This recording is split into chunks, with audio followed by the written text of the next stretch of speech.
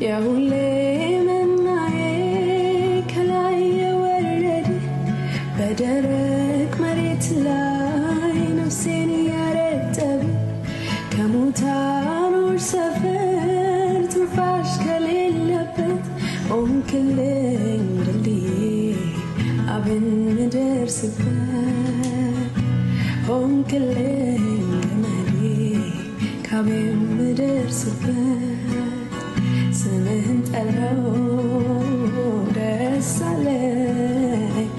አብሬ ቆየው ደስ አለኝ መንፈስ አጽናናኝ ቀለለኝ